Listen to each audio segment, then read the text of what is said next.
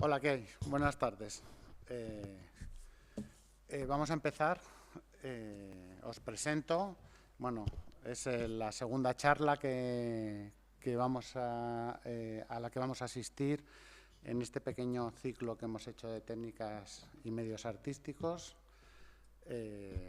Pensado fundamentalmente, creo que todos sois alumnos de la asignatura y si no todos, casi todos, aunque la intención es abierta a todo el mundo. Y hoy vamos a hablar de la cal, van a hablaros de la cal, hoy no voy a hablar yo, van a hablaros de la cal y con el título de la cal, Patrimonio al servicio del patrimonio.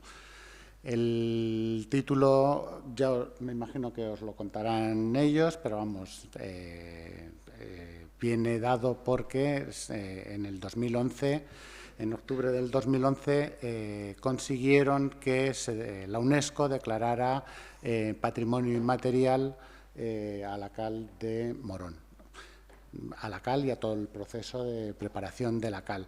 En este sentido también quería daros una noticia y es que antes de ayer en el Boletín Oficial del Estado ha salido la incoación de expediente para la declaración de otro patrimonio inmaterial, que es la danza española. Entonces se ha abierto expediente para su declaración. Bueno. A mi derecha está Isidoro Gordillo Mesa, que es el gerente de Cales Gordillo, de Morón de la Frontera. Ahora estábamos hablando, es el mantenedor de la herencia familiar que viene desde, hemos dicho, el padre de su tatarabuelo, desde 1846. Es decir, es la transmisión de los conocimientos no escritos, sino vividos y conocidos a través de la práctica diaria. Esto que tiene que ver con ese conocimiento que hemos visto muchas veces de las técnicas y los medios desde una perspectiva distinta y que tiene que ver también con ese conocimiento que se arrastra desde el mundo medieval, por el cual el conocimiento no se transmite de forma escrita. Y a mi izquierda está Antonio Reneo Mesa, colaborador directo de Cales Gordillo, de hecho es su delegado de la zona centro y bueno, pues trabaja en temas de restauración, en temas de conservación, en arquitectura fundamentalmente, en temas de patrimonio. De hecho, así es como nos hemos conocido hace tiempo, trabajando en alguna obra común.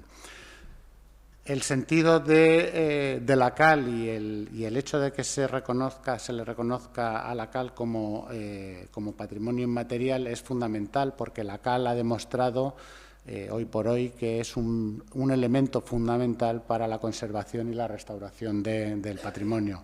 Es uno de los materiales más antiguos, pero que además sigue siendo total y absolutamente vigente y que posibilita muchas intervenciones que otros materiales más modernos a las que otros materiales más modernos no llegan. Y para no enrollarme más, os dejo con ellos. Yo me voy a sentar enfrente para ver las imágenes. Y después, cuando terminen, abriremos un turno para que podáis preguntarles lo que queráis. Os han traído también materiales, ya os lo comentan ellos. Venga. Muy bien, muchas gracias. Uy, esto suena muy alto. ¿Sí? ¿Se me oye bien? Perfecto. Bueno, pues muchas gracias a vosotros, a todos, por haber asistido. Muchas gracias, Antonio, por la organización y a dónde nos encontramos, ¿no? Bien, como decía bien Antonio al principio, lo que venimos a poner de manifiesto no es ya la cal en sí, o un tipo de cal, o un fabricante de cal al uso para su utilización en restauración, rehabilitación, como en obra nueva, en todos los sectores, sino es poner un poco más de manifiesto y hacer partícipes vosotros y conocedores de qué es lo que es la cal en general y cuáles son sus usos. Antes de ello y antes de empezar, para ver un poquito cómo estamos de nivel, ¿quién me puede decir qué es la cal de los aquí presentes? Venga, animaros, pues aquí estamos en familia, somos 4. Vale, bien, vamos bien. Más cositas. Sí, pero ¿qué es la cal? ¿Qué sabéis de lo que es la cal? Vale, el nivel está alto y eso me tranquiliza. Os voy a decir el porqué. Gracias a Dios llevamos un bagaje bastante grande, dando durante mucho tiempo conferencias en escuelas de arquitectura, en universidades, institutos de patrimonio, etc., por toda España y fuera de España. Y os sorprendería saber cómo en una escuela de arquitectura, con alumnos de segundo y de tercero de arquitectura, incluso de cuarto, preguntas qué es la cal y hay quien te dice qué es lo que atasca la lavadora. O sea, lo que estoy diciendo no es ninguna barbaridad. Que te lo diga un niño pequeñito, pues vale, pero que te lo diga ya estudiante de arquitectura, cuidado. Lo mismo que también tenemos la grata sorpresa de cuando hemos tenido niños, visitas organizadas o hacemos talleres al fresco para niños y demás, allí en el Museo de la Cal. Y cuando llegan los niños a casa le dicen a los padres, quítame la pintura plástica de mi dormitorio que me estás matando, que estoy comiendo bebichito. A mí me pintas con cal, que si no, así estoy yo que me resfrío todos los años. ¿Vale? O sea, son las dos líneas que creo que estamos haciendo cositas buenas. Bueno, pues para no enrollarme más, vamos a continuar un poco, como os he dicho, y como me ha dicho Antonio. Nuestros productos son obtenidos de base de cal, todos ellos, en la línea que hemos ido desarrollando. Y nuestro sistema de fabricación sigue siendo el mismo que podéis encontrar en cualquier resto arqueológico. Podemos hablar de 6, 7, 8.000 años antes de Cristo. O sea, seguimos utilizando las mismas técnicas para lo que es el llenado del horno, seguimos utilizando la misma experiencia y conocimiento, o sea, un proceso muy selectivo, seleccionamos piedra en cantera. Los hornos que utilizamos son iguales, si es verdad que con unas dimensiones bestiales, porque estamos hablando en torno a 8 metros de caña, o sea, de altura, y unos 5,5 metros de diámetro, con unas capacidades en torno a 140 toneladas de piedra, que se transformará en unas 100 toneladas de cal, y que combustionamos con leña de olivo principalmente. ¿Por qué de olivo? Pues porque le da unas propiedades, unas características como combustible que no se lo dan otros materiales. Y uno de ellos, como después iremos desarrollando, pues es esa elasticidad y flexibilidad que caracteriza a nuestros materiales, con los cuales te va a permitir después también conseguir otra serie de productos más, como ahora iremos diciendo, o subproductos desarrollos, ¿no? Bien, en el 2011 la UNESCO tuvo a bien de reconocer a la cal de Morón como Patrimonio Inmaterial de la UNESCO, porque lo que realmente reconocía, y al ser patrimonio inmaterial, cuando es un material tangible, entonces choca un poco, ¿no? ¿Qué es lo que quiere decir eso? Pues la UNESCO lo que hizo fue proteger un conocimiento, un saber, ¿vale? Imaginaros que nos ha pasado, y seguro que vosotros lo habéis vivido, que tenemos que hacer una restauración, una intervención, no ya en una torre, en un edificio, en un enfoscado, sino imaginaros que tenemos que hacer una recuperación de una pintura al fresco.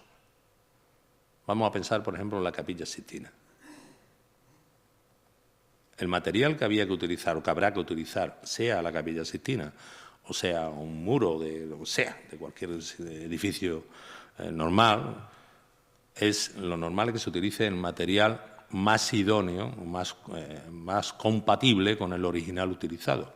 Pues imaginaros por un momento que se hubiera perdido el conocimiento de fabricar una cal tradicional o una cal al uso como se hacía antaño, como se hacía cuando se pintó la Capilla Sixtina. Ya no estaríamos haciendo para recuperar esas pinturas una restauración, estaríamos haciendo una reforma. Ese es el sentido que ha tenido la UNESCO, de reconocer esos conocimientos y protegerlos para que no se pierdan por bien de una comunidad, la comunidad que somos todos los ciudadanos que habitamos el mundo.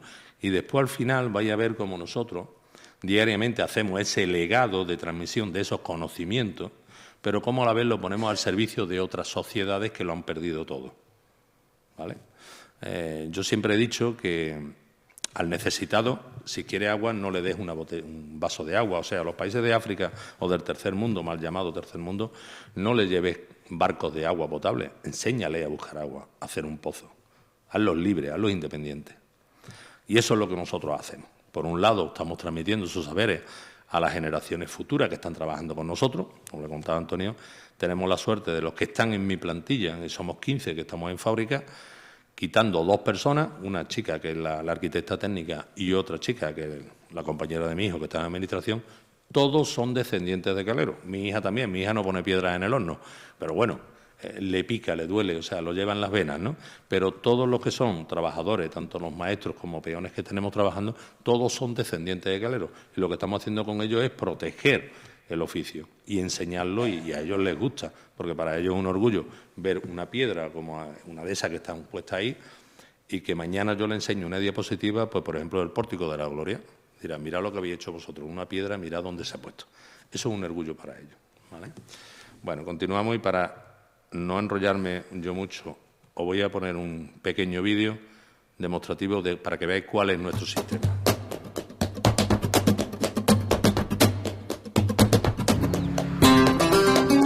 Soy calero desde pequeñito. Mi abuelo era calero y también mi padre.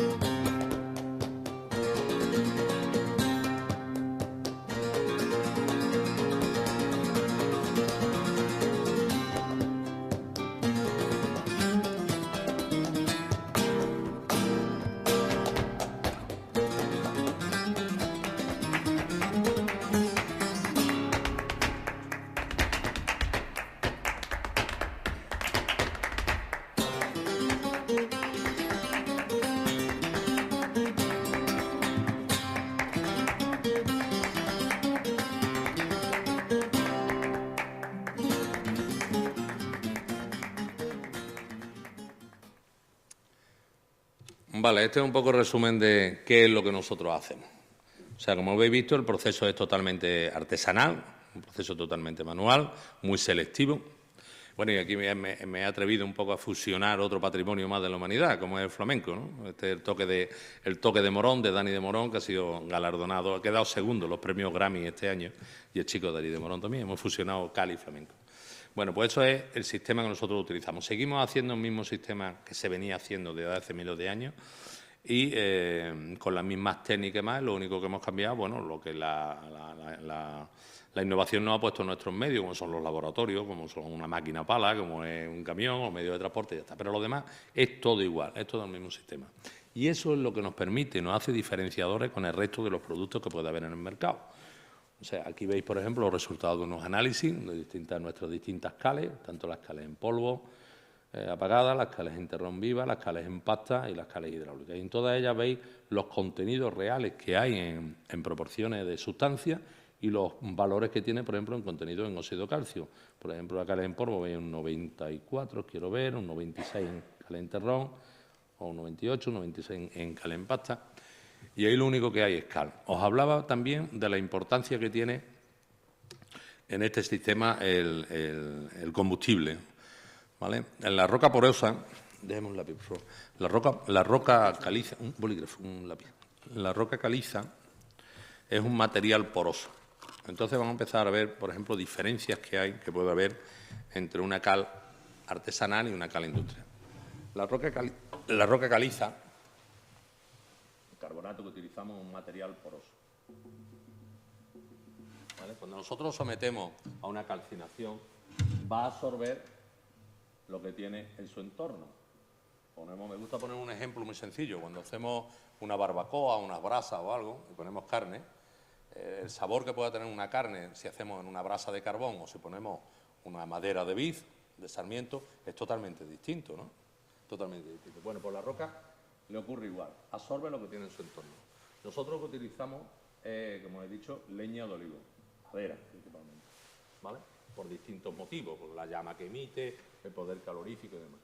Y en las cales industriales utilizan combustibles fósiles, principalmente carbón, ¿vale? Carbón de coke, principalmente. ¿Qué es lo que absorbe? Lo que desprende y se encuentra en su entorno.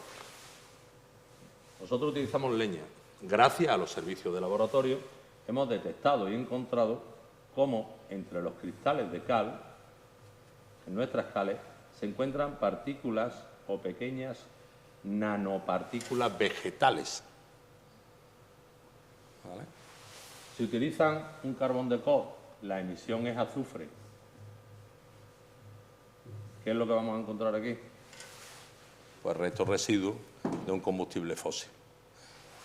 ¿Esto qué le aporta? Una gran flexibilidad, elasticidad.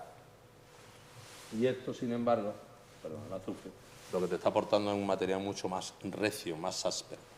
Aparte de que estas nanopartículas vegetales le van a dar después mucha más elasticidad y mejor comportamiento a los morteros cuando se van a colocar en obra.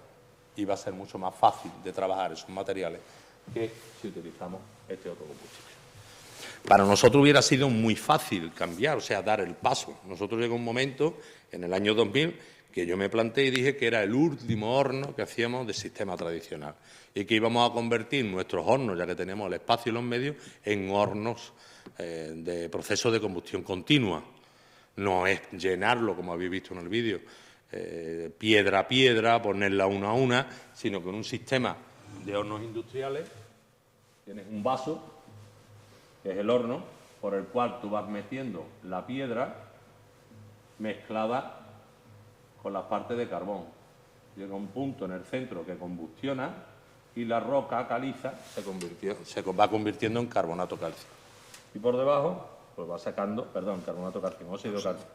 Va sacando lo que es la cal o el óxido cálcico. ¿Pero qué ocurre con este sistema? Que está supeditado, que la calidad está muy supeditada a la demanda que tenga del material. ¿Que hay mayor demanda? El tiempo que está aquí es menor. Entonces sale para afuera con más rapidez. Consecuencia, que si tú tienes una roca caliza y en este proceso industrial tienes mucha prisa o por cualquier problema o cualquier defecto no ha estado el tiempo que debe estar, el corazón sigue siendo carbonato cálcico, sigue siendo piedra cruda. En el proceso nuestro del horno que habéis visto, que vamos poniendo una piedra sobre otra, sobre otra, sobre otra, hasta construir una bóveda, la leña, el combustible, el polmo de arriba, tal y tal. Aquí hasta que no está cocido yo no puedo sacar la piedra. Aparte de que este sistema, este horno, me sirve también como almacén. Yo voy a ir sacando la cal conforme me vaya viendo una demanda. No necesito vaciarlo, si no lo voy a vender, porque donde mejor va a estar va a ser en su entorno. Si yo quiero andar más rápido, dejar una parte, o sea, andar más rápido y el horno no está totalmente cocido, el horno empieza a cocer por aquí, para arriba, hasta que llega la parte alta del colmo. Si yo cojo y acabo antes, lo que me puede ocurrir es que parte de la piedra de arriba me pueda quedar un nudo crudo en el centro. Como me sirve de almacén, la diferencia al enfriarse, la diferencia de temperatura entre la piedra que se enfría más tarde, guarda más el calor, que la cal, hace que se vaya descomponiendo. Y al descomponerse se va haciendo polvo y va cayendo por abajo. Al final es como tener una manzana podrida dentro de un canasto.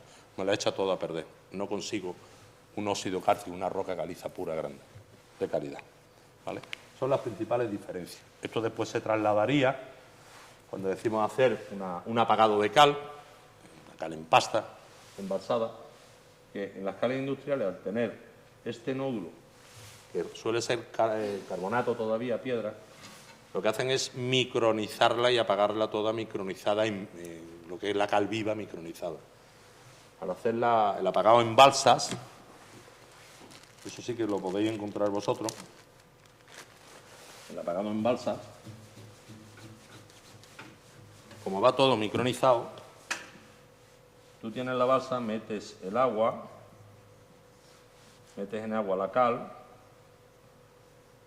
y haces una cal en pasta, podemos decir. Bien. Tú la dejas reposar, pero al tú haber micronizado, las partículas de piedra que quedan, carbonato, van hasta abajo, se van posando. ¿Vale? Entonces metes la mano y como que el yeso va liberando para arriba toda el agua interlaminar que existe entre capa y capa. Esa es una de las grandes diferencias, cómo se detecta. No tiene una buena cristalización. Después, por otro lado, en el proceso artesanal que nosotros llevamos a cabo, el proceso dura, ahora estamos acortando, gracias a que estamos optimizando el sistema, pero está durando entre 7 y 10 días, a 1000 grados, entre 900, 1100, 1000 grados de temperatura continua. Es la misma que necesitan un proceso industrial, pero mientras que nosotros, como he dicho antes, para 140 toneladas extraemos unas 100 toneladas de cal, necesitamos esos 10 días, vamos a poner 8, de cocción en un proceso industrial. Esas 100 toneladas las hacen en 7 horas. En algo tiene que estar la diferencia. Y volvemos otra vez a la comparativa con la cocina, ¿eh? No es lo mismo el chu de los garbanzos que la lata de... La meto en el micro 2 minutos, no es igual, ¿vale? Pues esa es otra de las comparativas. Claro, en ese proceso lento de cocción de la piedra, a la vez que conseguimos que sea totalmente cal, sea pura, óxido cálcico puro, a la vez que lo conseguimos también una perfecta cristalización de los cristales de cal. La cal son cristales. Cuanto más perfecta sea la cristalización, mejor va a ser su capacidad de conglomerar a los áridos. A la hora de fabricar un mortero, nosotros tenemos 2 elementos, conglomerante y conglomerados. O sea, conglomerante que puede ser cal, cemento, conglomerante, y conglomerado que son áridos, son cargas. La misión que tiene el conglomerante es de rebozar todo y cada uno de los áridos para unirlos entre sí. Lógicamente, la curva granulométrica tiene mucho que ver, pero esta es la principal misión. Con el proceso de fabricación artesanal que nosotros hacemos, esta cristalización es muy homogénea. Son cristales muy bien ordenaditos. En un proceso industrial también son cristales, pero dada esa gran rapidez, estos cristales tienen un orden muy heterogéneo. ¿Vale? Además de que tiene un orden muy heterogéneo, no están bien ordenaditos, ocurre otra cosa más. Los cristales son de mayor tamaño que en las cales artesanales. ¿Y eso en qué se traduce? Pues se traduce a la hora de... Imaginaros que este es un árido. Déjame un rotulador de otro color.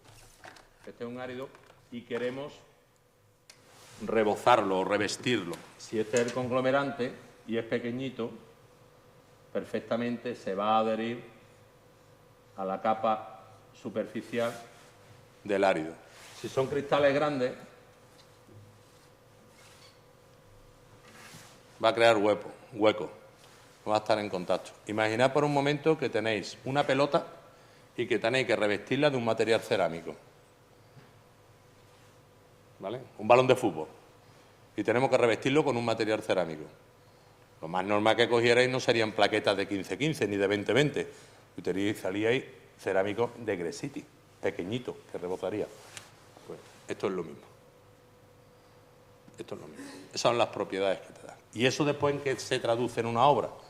pues que a la hora de tú aplicar y colmatar un material, un mortero, pues quede perfectamente compactado, que tengan tanto protagonismo los áridos como el conglomerante. ¿Vale?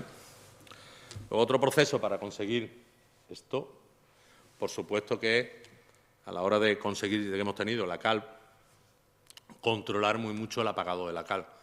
Nosotros utilizamos grandes balsas, los cuales metemos, como estáis viendo aquí, los tamaños del óxido cálcico, de la cal viva. O sea, no es el tamaño normal que puede haber en un sistema industrial, que puede ser como pelota de tenis, más o menos.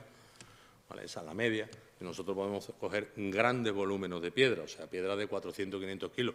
Habéis visto antes en el vídeo cómo están partiendo ese peñasco que se pesa más de 200 kilos. Y eso sale totalmente cocido. ¿Vale? Entonces, eso es muy importante. Pero después, a la hora del apagado, ocurre igual. Tenemos que controlar muy mucho la temperatura, que no se nos dispare rápidamente a 100 grados, o sea, que parta de cero, o sea, que sea una cal muy reactiva, porque entonces esos cristales se van rompiendo, se van desordenando. Tiene que ir poco a poco. ¿Vale? Aquí estáis viendo unas imágenes de cristales de cal viva y cristales de cal apagada, el perfecto orden que está manteniendo. ¿Vale? Como no se está rompiendo aquí abajo, estáis viendo perfectamente la ordenación que tiene. Y esto se traduce en eso, en un perfecto orden, porque a la postre, cuando tenemos esa ordenación de los cristales, estamos haciendo como si fuera una baraja de naipes, muy bien ordenadita. Que tú estás largando, estás extendiendo. Entonces, el área superficial que te puede abarcar una simple capa de una cal en pasta para hacer un acabado súper fino, no hace falta que sea un estuco, o no va a ser un estuco porque no tiene carga mineral. Pero ahora tú hacer un repaso, como un tapar el poro nada más, cómo se te extiende, cómo se desliza. Ocurre otra cosa más. Entre estas capas, cuando hacen un apagado controlado, como antes hemos visto, aquí se coloca o existe lo que llamamos el agua interlaminar. Ese agua interlaminar nos permite detener una cal en pasta envejecida durante años y años y años y queda ese agua ahí en medio. Impide que los cristales se unan y se solapen y crezcan de tamaño, sino todo lo contrario, se van a ir descomponiendo en tamaño, en más pequeñitos todavía. Ese estudio lo hizo allá por en el 98, el profesor Carlos Rodríguez Navarro, en la Universidad de Granada, que la hizo con nuestras cales, y era el primer estudio que ya hablaba de los nanocristales de cal, las nanocales, en la importancia que tiene. O sea, habéis trabajado con agua de cal, por ejemplo, como un consolidante, pero el agua de cal es el resultante de haber apagado la cal, o sea, de haber apagado o haber hecho cal en pasta por ebullición. Nosotros fabricamos la cal o apagamos la cal de dos formas. Una de ellas, como habéis visto anteriormente, es por inmersión, que es metiendo el agua dentro del depósito, metiendo la cal dentro del depósito de agua, y otra que es por riego, para fabricar lo que es las cales en polvo. Este es el sistema que normalmente se utiliza industrialmente. ¿Vale? Entonces, cuando nosotros apagamos con este sistema, conseguimos otro producto más, que es el agua de cal, que es muy, muy apreciado, sobre todo en restauración, como un consolidante para tapial, escultura, mampostería, piedra, etc. Ese es el resultado de haber apagado la cal por inmersión. Aquí lo único que ocurre es lo siguiente.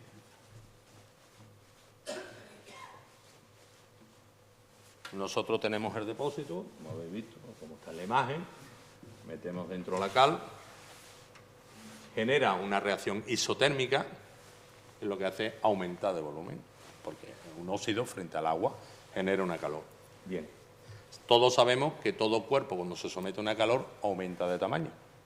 Y aumenta de tamaño porque sus moléculas se separan. Imaginaros que esto es una molécula de agua. Yo la someto a calor, esta es la molécula de agua, yo lo someto a calor, se separa.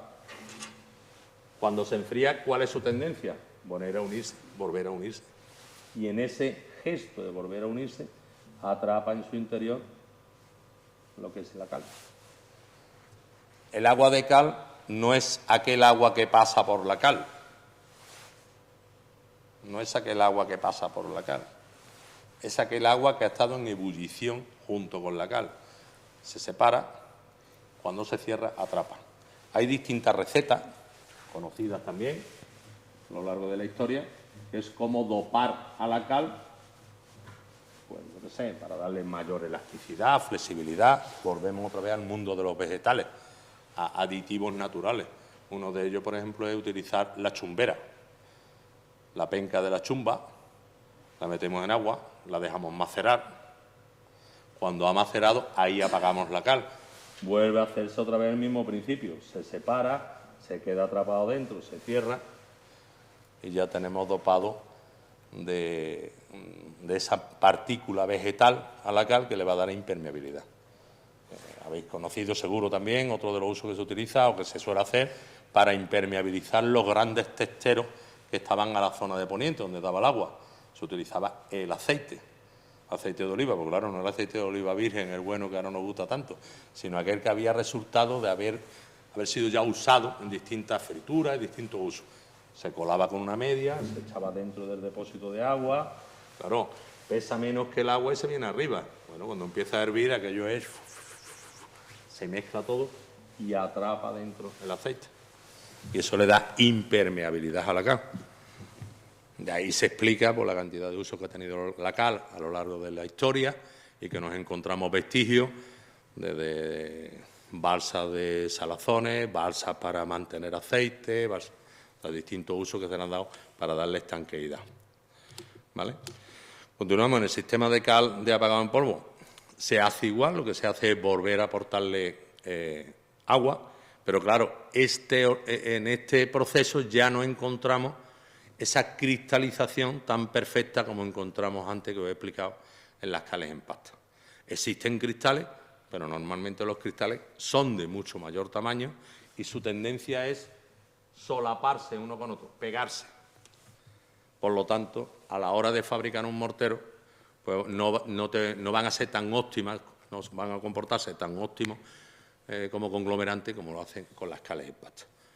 La tendencia del mercado, lo que normalmente encontramos en el mercado, son cales en polvo, no son cales en pasta. Y esto también tiene una explicación, ahí sí voy a ser bastante crítico.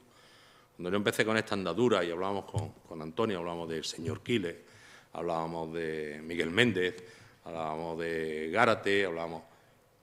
Estos señores, cuando estaban hablando en defensa de la cal, que éramos 4 locos, yo a mí me gustaba formar parte de esos 4 locos, hablábamos de la cal, además hablábamos todo de cemento, la tendencia iba al mercado del cemento, al mercado de las cales en pasta. Ya estábamos hartos de ver qué es lo que nos había hecho el cemento, y lo entiendo y lo comparto. A ver, si aquí no, porque ya somos veteranos, pero la mayoría de los chavales nuevos han nacido en hospitales hechos con hormigón y de cemento, han ido a colegios hechos con cemento, juegan en parques de cemento, han hecho las comuniones y se han casado en iglesias de cemento, lo que han conocido, ¿qué le vamos a aplicar? Si ahora para que sepa lo que es un pollo o una gallina hay que llevarlo a una granja escuela.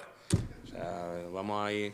Entonces eso es lo que estaba ocurriendo. Entonces la tendencia era saltar de ese mundo del cemento y de las pinturas plásticas, o sea, de la síntesis en sí, y volver al mundo de las cales, viendo lo que en 100 años de historia que llevamos con el cemento, las patologías que nos habían creado y poniendo en una balanza, ¿no? Que era lo mejor, lo más óptimo para la ciudadanía o para las edificaciones, ¿no?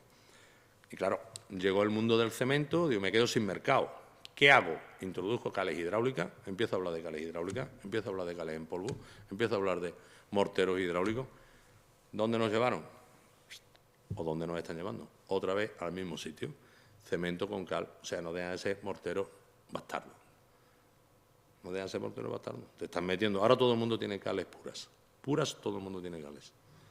Y pinturas a la cal, pinturas naturales, libres de componentes orgánicos volátiles, todo el mundo. ¿Dónde nos están llevando? Ahí otra vez, porque la tendencia iba por ahí. Entonces la tendencia marcaba de cales en pasta, pero claro, el cemento no se puede meter dentro de la pasta, porque fragua. No se podía hacer una pasta con el cemento, ya ahí no tenían cabida. Y por eso la tendencia a meternos en el mundo de la cal, pero en el mundo de la cal en polvo. Bueno, continuamos. Ventajas de mortero de cal frente a cemento, ya que hemos dado un pasito ahí. Una muy buena plasticidad y trabajabilidad, te lo da ese buen ordenamiento en cristalización, la trabajabilidad, aparte de que son cristales, se ordenan frente a la estructura molecular del cemento, que son más en forma de agujas, ¿vale? que tiene ese orden, sean más grandes o más pequeños, pero bueno, trabajan mejor. Y si es en pasta, por lo que os he dicho, de esa capa interlaminar, de agua interlaminar, que te hace efecto planning a la hora de trabajar. Tiene ausencia de retracción, precisamente también por eso, su estructura de cristales. Entonces, se mueven, se desplazan, pero no parten, gran elasticidad. Tiene permeabilidad apreciable al vapor de agua y evita condensaciones. Permeabilidad, porque en contra de lo que muchos se puedan decir y defender, la cal no es impermeable. O sea, si yo estoy diciendo aquí que la cal tiene una buena permeabilidad gracias a su red capilar, si es permeable, ¿cómo es que es impermeable? No, cuidado, es permeable al vapor de agua, pero impermeable al agua. Y eso es porque los poros que dejan son más pequeños que la molécula de agua. Impide de que entre. Si esto es un poro de un mortero de cal y esta es la molécula de agua, aquí no puede pasar. Sin embargo, en forma de vapor sí que puede pasar. ¿Vale? ¿Evita condensaciones? Sí, porque la cal tiene una conductividad térmica propia, suya, innata, que te regula térmicamente toda la zona. Entonces, en un baño, nos damos cuenta, si alguna vez tenéis la curiosidad de mirar esos hongos, esos mohos, con un cuentahilo, no iros por una lupa, no, un cuentahilo, una lupa de numismática, miradlo, y vais a ver la colonia de champiñones que tiene, más todos sus bichitos por ahí encima volando, y decir, ostras, eso es lo que yo estoy resfriado.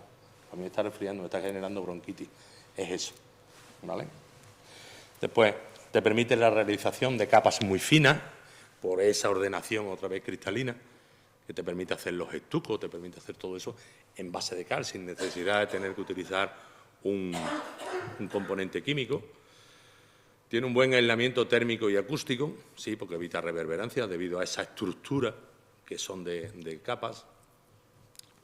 Después, en cuanto a la permeabilidad, voy a volver atrás porque hay un punto bastante importante, que es el problema que tenemos hoy en día con las capilaridades. Todo el edificio hoy en día es rara. La ciudad en el mundo entero, mirad lo que os digo, en el mundo entero, yo puedo decir que conozco varios países de Asia y ciudades en Asia y ciudades en la zona de Oriente Medio, y todos tienen problemas capilares, de capilaridad. Y es porque estamos metidos en el sector, no todo está construido mucho de esas edificaciones con cemento, entonces carece de una buena red capilar. Como vosotros sabéis, las permeabilidades de subida por permeabilidad es debido a las presiones. Entonces, hay un libro que es Técnicas de la cal, de Sonia Argano, en Barcelona, lo escribieron, el cual está el gráfico muy bien diseñado y te pintaba, por ejemplo, los vasos capilares o la red capilar de distintos materiales. Imaginaros, por ejemplo, lo estoy pintando mal, perdón. Imaginaros que jolines, no me va a salir con ello. Imaginaros que tenemos un tubo muy pequeñito, pero muy alto, otro más bajo y más ancho, y otro más bajo y mucho más ancho. ¿Vale? Por diferencia de presión, si tiene que subir el agua arriba, yo con un tubo pequeñito, estrechito, me puedo traer el agua desde donde quiera. Yo chupo desde allí y con muy poquito ejercicio me traigo el agua aquí. Si este es un poquito más ancho, como puede ser este, me va a costar más trabajo, voy a tener que ejercer mucha más presión. Pero si yo tengo un vaso con muy ancho, ¿qué cantidad de fuerza de presión tengo que hacer yo para traérmelo aquí? Bestial la diferencia. Bien, esto es lo que ocurre con los morteros de cal en comparativo con los morteros de cemento. Capilaridad van a tener todos los edificios, por una sencilla razón. Esta es la vivienda, imaginémonos el espacio donde está. Este espacio, cuando se construyó, alrededor, seguro que lo que había era campo, tierra de labor, huerto, no sé lo que habría. Hoy en día, todo lo que hay es cemento, alquitrán, todo cerrado y todo tapado. Incluso la zona que tengamos de jardines, encima de la tierra, a los parterres le ponemos un plástico para que no salgan malas hierbas. Impermeabilizamos todo. ¿Cuál es el único contacto que le queda a la tierra con el exterior? Los edificios antiguos, que además, cuando hemos puesto arreglado las calles, lo que estamos haciendo es dejándolos enterrados. Además, al lado construimos un bloque de piso, como ocurre aquí, vamos a hacer un sótano. para parking, metemos los coches para abajo. Si el nivel freático lo tenemos por aquí, metemos esto para abajo, estamos ejerciendo presión. El agua no la estamos poniendo para arriba. Si ahora cogemos y le metemos cemento que está atrayendo al agua, porque el cemento necesita del gas carbónico contenido en el agua para endurecer, el cemento te lo está subiendo. Si por el contrario ponemos un mortero de cal que es macroporoso de por sí, pues su naturaleza son una gran red capilar, estamos haciendo que sí, que es verdad que va a tener contacto con el muro por la zona donde está, te va a subir para arriba el agua, pero te la va a transformar en vapor y lo va a evaporar. Es un principio básico, lógico. La red capilar en un mortero de cal pues viene a ser más o menos como la red de nuestro sistema sanguíneo. Tal que así. Nosotros, cuando tenemos calor, sudamos, sale el agua afuera. Cuando nos metemos en el agua, en la playa o en la piscina, no nos inundamos. El agua no entra, sale el vapor, pero no entra. En un sistema, una red como tiene, por ejemplo, el cemento, una red capilar, tiene su red, pero está conformada por alveolos. Estos alveolos son los encargados de atrapar el gas carbónico para el endurecer. El reactivo está en el agua. Nosotros aquí el reactivo lo tenemos en la calle. Es el CO2. Necesita la cal el CO2 para endurecer y volver a ser carbonato cálcico. Tengo mi red capilar por la cual echo fuera el agua y atrapo y absorbo el CO2. En los cementos no. Si yo ahora hago esto, hago un mortero bastardo, estoy poniendo en la red capilar de la cal los alveolos del cemento. Esto es un mortero bastardo. O sea, mixto. Todo el esfuerzo que está haciendo la cal por echar fuera el agua, el cemento lo está restando. Tú tiras para allá, yo tiro para allá, mi mujer tira para acá y el niño que está en medio se ríe. Esa es la realidad. Claro, insisto en lo que estaba diciendo antes. Hemos vuelto, en vez de la cal en pasta, ahora estamos metiéndonos morteros de cal y cemento. Estamos viendo aquí. Y no nos estamos dando cuenta. O bueno, sí nos estamos dando cuenta, pero no queremos verlo muchas veces, ¿no? Bueno, continuamos. Buena resistencia a la penetración del agua de lluvia, por lo que os contaba. No tiene estanqueidad. Si queremos buscar estanqueidad, la conseguimos con otros aditivos, como puede ser la cera de abeja, a partir de un estucado y cerramos más el poro, o mismamente con partículas vegetales, como en la chumba, como en la yuca, como en fin, con esos sistemas. Y es un producto inífugo porque no emite gases tóxicos, aparte que es inífugo de por sí, porque una vez que ha endurecido vuelve a ser carbonato cálcico. Eso no va a arder nunca en la vida, ¿no? Bueno, pues, volviendo al tema del proceso, lo que estamos explicando antes, aquí veis el reconocimiento de la Convención de la UNESCO, en la cual nos hizo reconocimiento como patrimonio inmaterial de la humanidad. Ello nos llevó a través de eso, o a raíz de eso, a tener convenios de colaboración, investigación y desarrollo, primero con la Universidad de Sevilla, que se ha hecho extensivo a otras universidades como Granada, Navarra, Jaén, por otros convenios que han venido, así como con el convenio con el Instituto de Patrimonio Andaluz, en los cuales también estamos inmersos ahora en un proyecto de desarrollo para crear, podemos decir, una línea, no es modificar el Código Técnico de Edificación, pero sí crear las bases o crear una guía práctica de cómo actuar, sobre todo en patrimonio, edificios patrimoniales, ¿no? Porque hay muchas cosas que quedan fuera del Código Técnico de Edificación y que no se entienden cómo. Bueno, podemos hablar de una cubierta de madera, un forjado de madera o yo qué sé, o un suelo, montar una solera de cal, ¿no? De hormigón de cal. Con ello también, bueno, pues tuvimos el reconocimiento por la Junta de Andalucía, incluyéndonos dentro de la Carta como artesanos y, por supuesto, un Instituto de Patrimonio Nacional el año pasado, que nos incluyeron dentro de la red de la Red Nacional de Maestros de Construcción Tradicional. Esto no es ni que te da de comer ni que te da de nada. Esto, por lo menos, a mí me gusta mostrarlo porque con ello se está poniendo de manifiesto que hay cierta inquietud por parte de organismos oficiales, primero, de mantener y conservar oficios y, por otro lado, de recuperar técnicas y buen hacer. O sea, aquí estoy yo, están carpinteros, están yeseros, están herreros, están una cantidad de personas que están vivas. De hecho, daros cuenta de una cosa, en España no hay registro o no está registrado ningún cencerrero. ¿Qué utilidad tiene un cencerrero? Joder, pues no hay ningún cencerrero.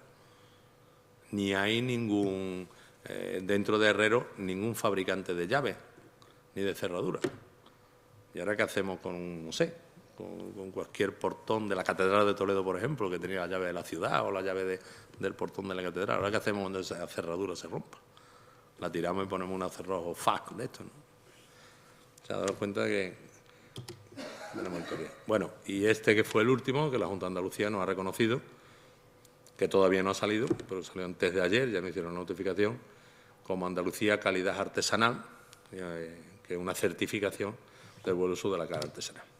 Y ello, bueno, con todo este proceso, lo que tuvimos que hacer también, ya desde el 2002 que empezamos, dijimos a no tener que dejar nuestro sistema de fabricación, pues meternos y desarrollar una batería de productos partiendo tanto de las cales en pasta envejecida como de las cales en polvo, y luego desarrollar toda una batería de morteros, porque el mercado es lo que nos iba pidiendo. O sea, la crisis lo bueno que tuvo fue que nos hizo despertar, y como contaba, pues si tienes una vaca y te dedicas a vender leche y no vender leche, pues tendrás que buscar la manera.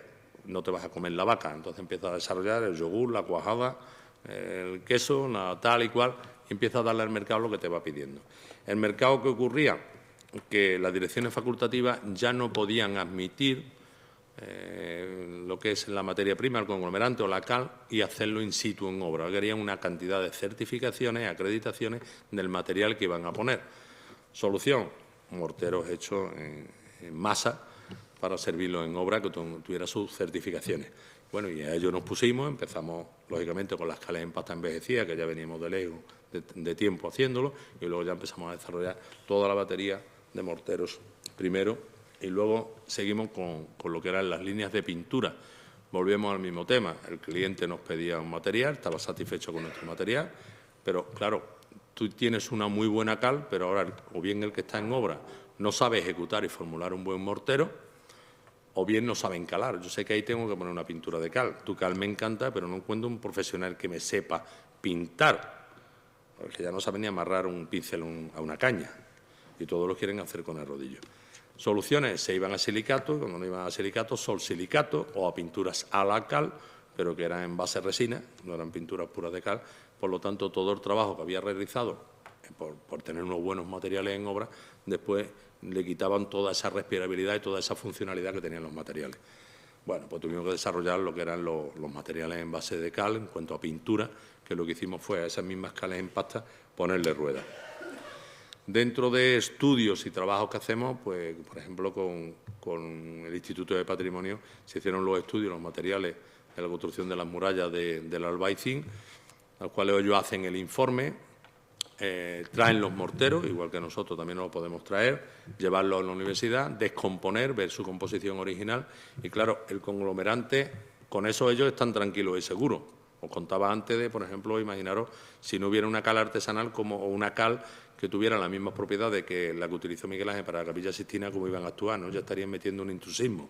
En esto ocurría igual. O sea, ya están hartos de ver cómo le ha afectado las actuaciones indebidas a lo largo de muchos años a monumentos como puede ser la Alhambra. Ahora os voy a enseñar un material que se desarrolló junto con la Alhambra y voy a ver las propiedades que tiene.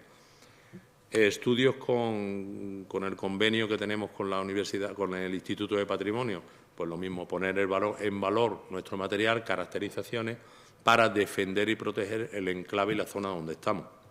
No es para prescribir nuestros materiales sí o sí, para las obras que sean propiedad de la Junta de Andalucía o propiedad del Instituto de Patrimonio o mismamente de Patrimonio Nacional, sino simplemente para proteger lo que es nuestro sistema de fabricación, caracterizarlo y hablar de las bondades que tiene y el por qué se le recomiendan, ¿no?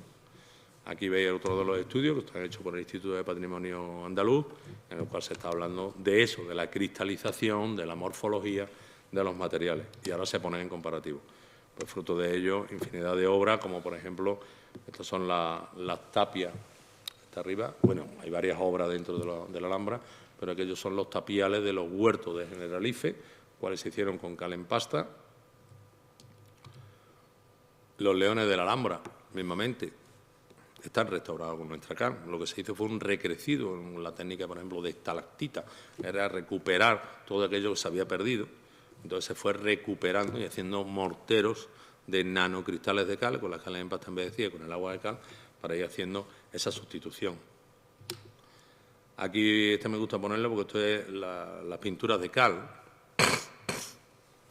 Esto es una pintura a la cal. Diferencia entre una pintura de cal y una pintura a la cal. Pues yo digo que la pintura a la cal lleva de cal como el azúcar de los dulces, ¿no? Por arriba nada más.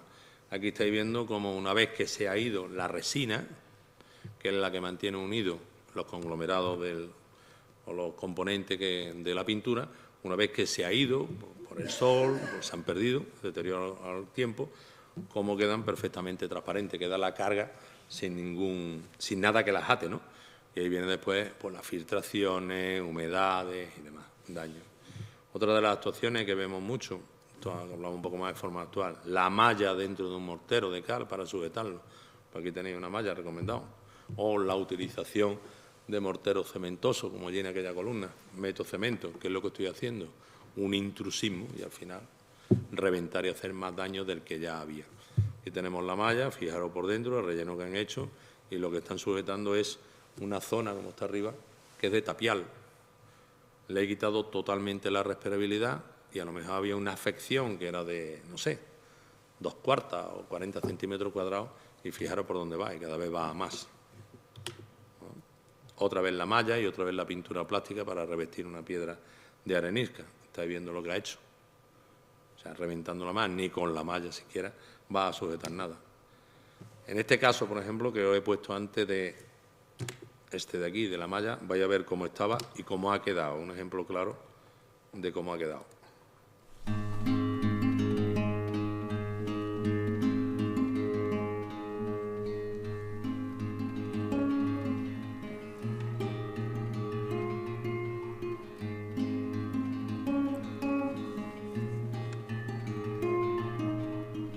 Y la solución era que había humedades, que estaba feo, muriendo por fuera. No pasa nada, pinta. Pinta, ya no lo ves. Pero cuando tú tienes un dolor o tienes la cara amarilla, la solución no es que te dé un colorete. La solución es cuidarte el hígado, porque viene de atrás. Entonces, ¿ahí qué es lo que se hacía? Darle colorete. Y estuvo 10 años cerrado el templo. Y todo era un problema de humedad, porque había unos jardines, había un tal, había todo lo que era la zona. Ahí veis las aceras. Lo habían todo hormigonado alrededor y venga para arriba. Más luego, por supuesto, humedades y problemas de patologías de filtraciones por arriba encubiertos.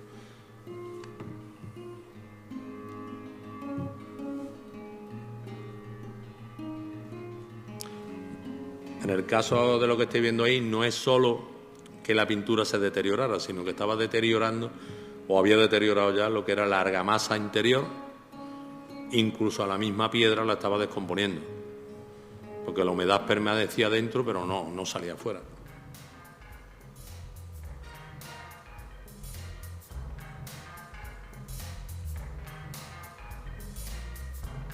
En las partes altas se recuperó con mortero y con jabelga de cal lo que había que embellecer, y abajo, a pesar de estar que estuviese más feo, pero se le dio funcionalidad. Se consolidó con agua de cal y sellador mineral, la parte baja, se dejó visto tal cual.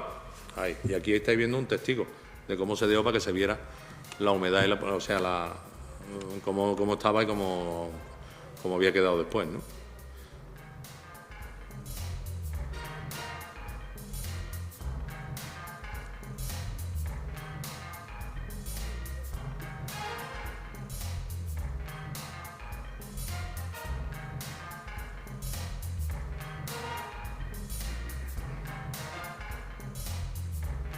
De hecho, en esta obra no se llegaron ni a suministrar morteros hechos, sino que se hicieron allí in situ, con la piedra de Tonosuna.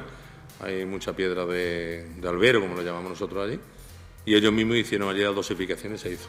Esto no es pintura de cal, esto es cal en pasta, esto es encalado. lo mismo que estaba, que no se llegó a utilizar. Y aquí se utilizó unas jabelgas en estos arcos, que, bueno, las jabelgas, pigmentar la cal en pasta y añadirle un poco de árido de sílice para darle mayor cuerpo. Entonces se hizo todo in situ, o sea, no llegó a servirse ni los morteros ya predosificados.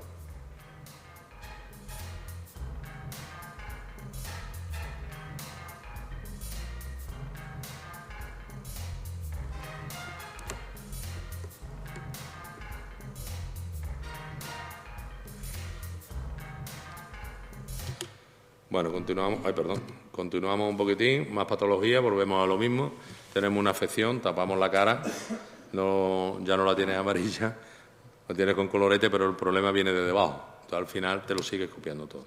Otra de las actuaciones fue en el patio dorado de la Alhambra, ocurrió lo mismo, incluso se descubrió este arco y el procedimiento pues, fue muy sencillo, llegar hasta atrás, consolidar todo el soporte, paramento. Para ello se utilizó un mortero de agarre, penetra dentro, va muy aguado, consolida todo el paramento. Después se colocó una malla, pero siempre la malla colocada a modo de sándwich, entre capa de mortero y mortero, nunca pegado al soporte como en el caso anterior, para darle los acabados en fino, ¿no? Y luego el enfoscado de la malla y después el acabado, que fue en un estucado en fino, ¿no? En planchado. Otra de las actuaciones que estábamos muy orgullosos y que servimos mucho es la Catedral de Cádiz. Y lo que se ha hecho ha sido encalar las cubiertas de la Catedral de Cádiz, no se ha hecho más. El proyecto que había era de darle con un clorocaucho encima de toda la cubierta para evitar filtraciones de humedades. Hay que tener en cuenta que, seguro muchos conocéis a Cádiz, en la Catedral está en el mismo paseo marítimo y una media de un 75% de humedad anual. La temperatura que hace en verano y después también el tema del levante, el aire fuerte de levante tan molesto que hay en Cádiz. Eso te hace muchos contrastes, subida de temperatura, ambiente húmedo, ahora te hace una bajada en seco. Bueno, pues todo el edificio lo que se hizo fue sanear toda la cubierta de elementos vegetales que había, hollines, hierbas, etc., volver a colocar con mortero de cal todas aquellas losas que estaban movidas por esa vegetación que estaba empujando y darle esa capa de cal, encalarla con cal. ¿Con ello qué hacíamos? Pues si está en la cubierta de la catedral, los rayos de sol que impactaban sobre la cubierta, al ser cristales, refractan igual que la nieve. Entonces, con ello estamos permitiendo rebajar temperatura del edificio. Por otro lado, gracias a la respirabilidad que tiene la cal, la humedad que había condensada dentro, o podía condensar dentro del mismo edificio, iba a permitir su salida a través de lo que la obra o la edificación en sí. Por lo tanto, estaba regularizando en cuanto a humedad y regularizando térmicamente. ¿Vale?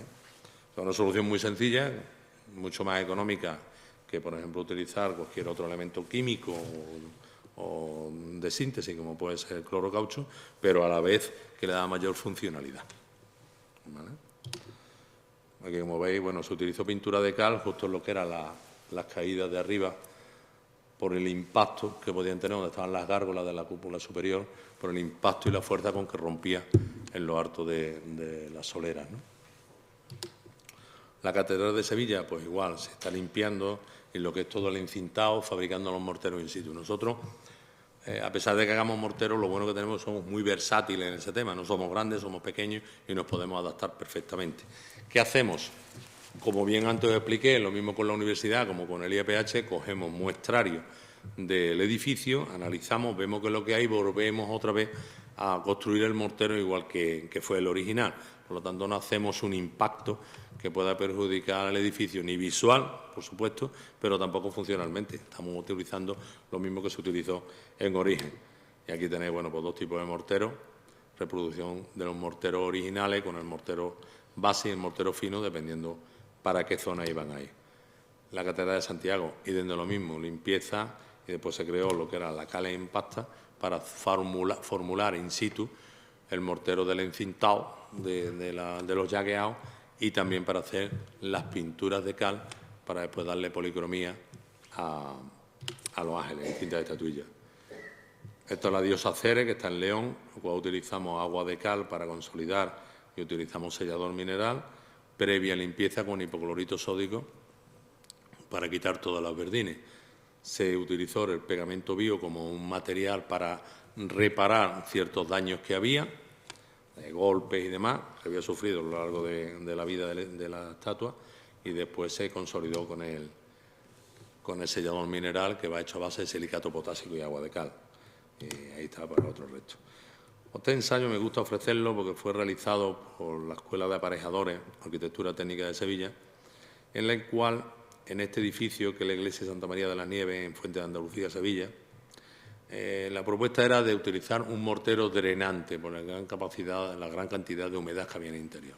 Entonces fue la misma constructora, la empresa Sanor, quien encargó el estudio, a Francisco Javier Alejandre y a Javier Blasco. Francisco Javier Alejandre es director de los talleres de los laboratorios de la Escuela de Aparejadores, y hizo el estudio comparativo.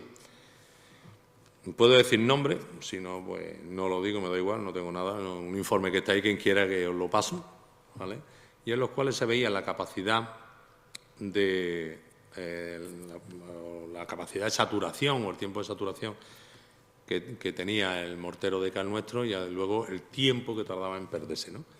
El nuestro es el verde, y sabéis cómo, primero, no es el que tenga el punto de saturación más alto, pero sí el que más rápidamente empieza a evaporar el agua.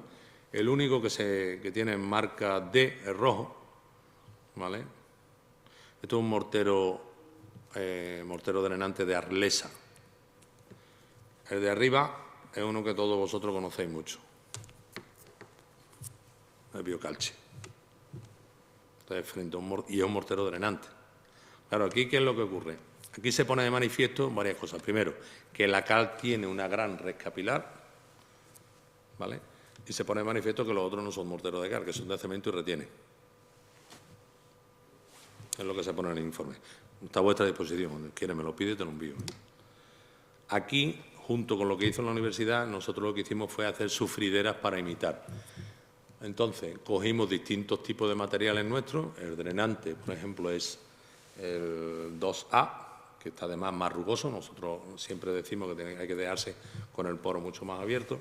Y rellenamos esta sufridera, una con sulfato cálcico a saturación y la otra con cloruro sódico, con sal.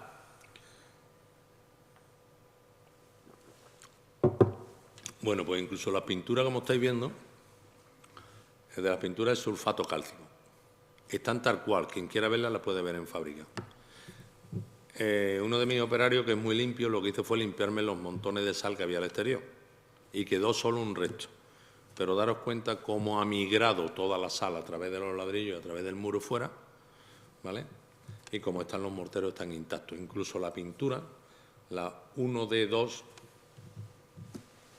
esta de aquí, 1D1 y 1D2, una es de exterior y la otra la de interior. La de exterior está perfecta, la de interior sí que le han quedado ciertas marcas. Esta estaba hecha con sulfato cálcico. Yo puedo decir que la que estaba con sal, con cloruro sódico, estaba a punto de huevo la salmuera, ¿eh? O sea, 25 kilos de sal echado. Esas están allí perfectas. Esto se hizo para esta iglesia.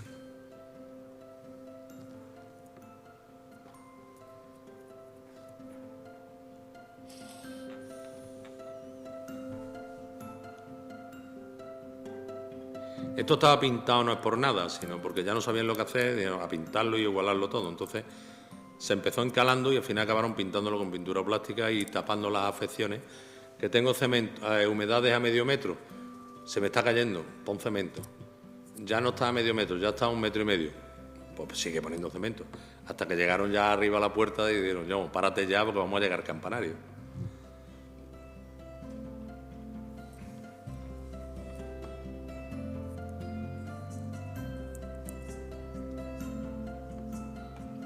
A pesar de la vegetación que hay arriba y como estáis viendo el templo, se estaba oficiando dentro, o sea que se cerró para hacer la restauración y sacar de dentro todo el inmueble que había, pero es que se estaba oficiando diariamente ahí.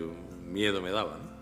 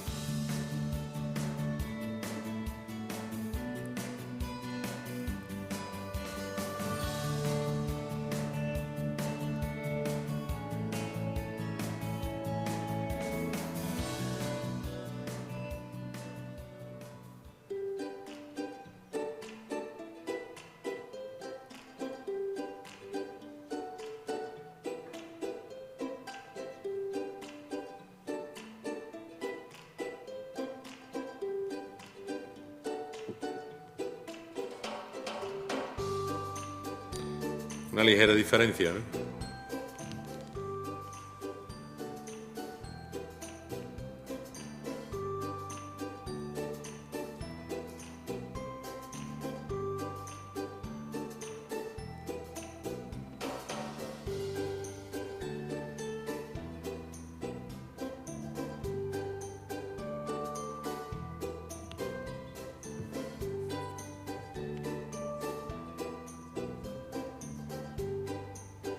Y los pináculos, hubo algunos que estaban hechos con ladrillería, se volvieron a recuperar o a hacer por encargo, y otras se hicieron con mismo mortero porque eran de argamasa, con el mismo mortero se volvieron a recuperar y hacer.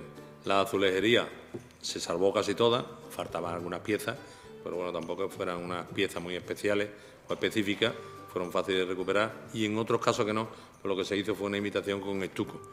El mismo estuco con el color en azul, entonces claro, en la distancia tú te acercas y lo ves, pero desde lejos no se apreciaba, ¿no? Aquí estoy viendo los efectos.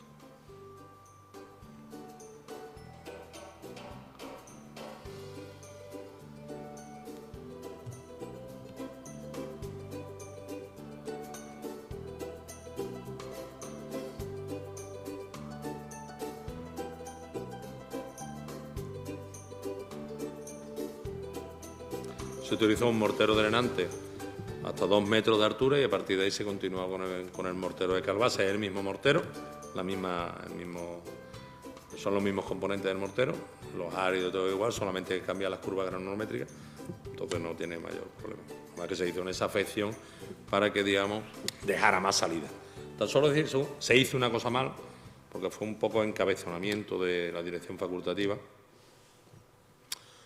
que es que no querían hacer una solera de hormigón de cal en el interior del templo. O sea, la quitaron todo lo que había originalmente, la solera de hormigón de cal original que había, y metieron una solera de hormigón de cemento. O sea, si tienes problemas de humedades capilares, estás viendo dónde llega, porque una cosa es lo que habéis visto por fuera, otra cosa es cómo estaba por dentro. Eso era tremendo lo que había ahí dentro. Se peleó, se intentó, no, es que no lo veo, pero que no tienes que ver si acabas de quitar de aquí. ¿Cuántos metros cúbicos has quitado de aquí? De solera de hormigón de cal. ¿Cuánto has quitado? Pues mete una solera de hormigón de cal, ya la has saneado, ya estás tranquilo. Métele debajo bolo, que se le metieron un bolo debajo, que te sirva de drenante, y echa una solera de hormigón de cal, que no te va a pasar nada. Es que no lo veo. Bueno, pues no lo veas, me metieron un forjado de 50 o 40 centímetros de hormigón de cemento. Pues sigue llamando al agua. O sea, lo estás llamando, que venga a tu casa, sigue llamándolo. Y después me llamarás diciéndome que es que el mortero drenante no ha funcionado lo bien que tenía que funcionar. Pues chico, tú has traído el enemigo a casa. Esto no merece ni comentario, ¿no? Una de las mayores muestras que tenemos de la arquitectura romana en España. Y bueno, pues está más tiempo cerrado que abierto, o en muchas partes no es visitable por la invasión del hormigón que ha metido para sujetar. Se está dando cuenta de los efectos que está haciendo. Bueno, continuando un poquito en tema de desarrollo de I+D. Ya vamos muy mal de tiempo, ¿no? Sí, pues entonces, perdón. Me voy, seguimos. Bueno, hemos desarrollado distintos tipos de productos que lo vais a estar viendo aquí, como hemos visto, como por ejemplo la pintura. A mí me preocupaba mucho la pintura, que siempre había tenido esa tilde de un material endeble, un material pobre, la cal, para encalar. Pues, por Dios, es que no tiene flexibilidad, eso es harta. Pues fijaros la pintura de cal, lo que hacemos con ella. Fijaros lo que hacemos con ella. ¿Vale? Pues ahí la tenéis. Y además aplicarla con un rodillo, como cualquier pintura plástica, pero tiene respirabilidad, bactericida, fungicida, etc. Es que la pintura de cal después se va, porque claro, con el agua y demás, bueno, pues vamos a ver si se va. Este vídeo, disculpadme, me quedó al revés. Eso es una placa de escayola, lo que estáis viendo debajo, y debajo en unos folios, aquí, ¿vale? Para ver si este color rojo intenso, aquí arriba una mano, abajo 2 manos, si se iba o no se iba. Pues toma. Ahí tenéis una pintura muy atrevido eso, ¿vale? No hay por qué poner un plástico, ni poner un silicato, ni nada. Ahora estamos con los sol-silicatos, también lo denuncio y lo digo. Sol-silicato lleva una parte componente de resina para que fije más a los colores. Antonio de eso sabe muchísimo más que yo, porque es químico de pintura y lo sabe. Lo difícil de las pinturas naturales o minerales es el tema de los colores intensos y fuertes, pues lleva mucha carga Entonces no tienes quien lo fije. ¿Cómo lo hago? ¡Ay, hemos descubierto el solsilicato! Sí, lleva un 5%, que es lo que te marca la normativa DIN en cuanto a contenido en resina. Diferencia, datos técnicos, pintura de cal gordillo con pinturas plásticas genéricas. Son ecológicas, absorben CO2, 4,8 kilos de CO2 por bote. Están hechos con materia orgánica, libre de componentes orgánicos por debajo de un 40 gramos el litro, las plásticas generas también, por debajo de 10 litros, de 10 gramos por litro, nosotros también, ellos no, cubrición 95%, nosotros sí, igual que ellos, impermeable al agua, lo habéis visto, permeable al vapor de agua, también, transpirable y bactericida y fungicida por el pH, la demás naranja de la China. Datos técnicos, bueno, aquí tenemos un poco todos los datos técnicos nuestra pintura tiene, sin embargo, aquí hemos puesto algunas, como la Eurotex, como pintura plástica normal, acrílicos terrenos, nuestros componentes y la de ellos no. Y donde hay que ver absorción por capilaridad, ellos no lo contemplan siquiera. Difusión del vapor de agua, nosotros tenemos nuestros valores, ellos no lo contemplan siquiera. Conductividad térmica, ellos no lo contemplan porque no lo tienen, nosotros sí. Y bueno, la pintura de silicato de Kane, que es de lo mejor que hay en el mundo. Aquí tenéis el dato comparativo. Esto con sus fichas técnicas, ¿eh? Yo cojo lo que ellos publican y pongo lo que tiene en mi laboratorio. O sea, no entramos más. Estuco, pues volvemos al mismo tema. Hemos conseguido dar, mira, esto es un estuco de cal. Si esto lo hacemos aquí, con un edificio no lo vamos a hacer. Pero sí que aquí tenemos el testigo de la muestra, lo tenemos aquí, ¿vale? Este es el mismo que yo vendo el bote y vosotros lo hacéis en vuestra casa, ¿vale? De la flexibilidad y elasticidad que tiene. Y esto todo radica en la estructura que yo contaba de nuestra escala. Eso se puede hacer con una cal en pasta envejecida, como son las nuestras, con esa riqueza en estructura. Con una cal industrial os va a costar mucho trabajo hacerlo. Lo podéis conseguir hacer, pero ya tenéis que tirar de síntesis, ya tenéis que tirar de aditivo. O esto, un pegamento. Antes os contaba nuestras colaboraciones y desarrollo con universidades. Este pegamento se desarrolló con los laboratorios de yesería de la Universidad de Granada, con Ramón Rubio, porque estaba preocupado, estaba viendo cómo estaban reventándole los azulejos de la época nazarí en la Alhambra, por la rigidez que tenía el pegamento que solían utilizar. Ni que decir tienen los cementos rusos aquellos que utilizaban ellos en los años 70 con las primeras actuaciones que hubo, tan resistentes. Entonces, Isidoro, vamos a desarrollar un pegamento y de tío, me pilla en calzones, yo no sé cómo hacer esto. Unos chicos que venían de Marruecos y de tal, pues nos dieron esto, cal y arcilla, y así lo hicimos. De ahí a lo que hoy en día tenemos, hombre, hemos evolucionado mucho, la muestra está aquí, la dejo, la voy a dejar aquí para que la veáis, y después cómo conseguir, pues esto mismo, como una inmersión, después de 3 meses metido dentro de agua y no hacen nada de nada en sartera. ¿Qué estamos haciendo con ello? Piscinas. Estamos haciendo piscinas acabadas con estuco. En este caso, lo que tenemos aquí es un craspú, que es un revestimiento mineral dado a llana, súper resistente. Podemos hacer con un sate, podemos hacer lo que nos dé la gana. Y además absorbe CO2. Hay quien dice que es preciosa para interiores. Yo digo, hombre, no te cueles, ponlo para exteriores que va mejor. El pegamento, bueno, lo mismo. Que me estoy enrollando mucho, me digo que no. Comparativo, ¿conocéis el H40? Famoso H40 de Queracol. Están todos los campos de fútbol, en todas las vallas. El magnífico, el todopoderoso H40. Bueno, pues fijaros. Espesor máximo 1,5. Este te tienes que ir a 2 milímetros para poderlo trabajar. Mínimo, perdón. Este el máximo 5 y este te tienes que ir a 15. Vale. Pero rendimiento 1 kilo, este 1,25. Ya empezamos a ganarte. Densidad no la contempla. Tiempo 40 minutos, este 30-60.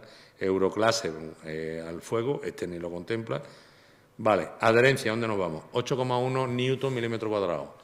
El superpoderoso, 2,5 newton milímetro cuadrado. ¿Vale? Si nos vamos al Pegolán, que es el más usado normalmente, mira dónde se queda.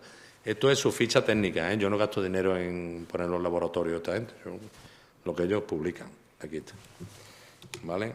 Y esto, hablábamos antes de transmisión de saberes. Yo dije que lo iba a poner. Yo estoy transmitiendo los saberes que nosotros tenemos y creo que estoy cumpliendo con la encomienda de la UNESCO en mi casa. Pero además me gusta decir que estoy cumpliendo con la encomienda de la UNESCO fuera de mi casa. Y esto es un proyecto que lo hace un chico voluntario, una orden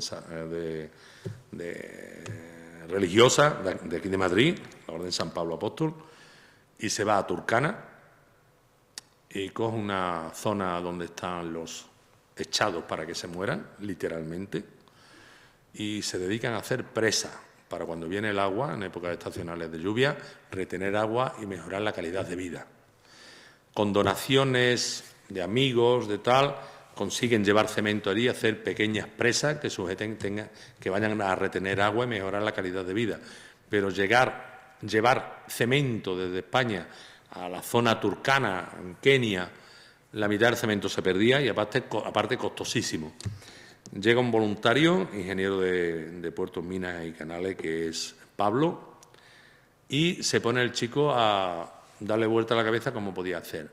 Y se le ocurre de hacer cal allí, o sea, hacer el principio del romano. El romano iba y no se llevaba la cal desde Roma, la fabricaba donde iba, llevaba sus conocimientos.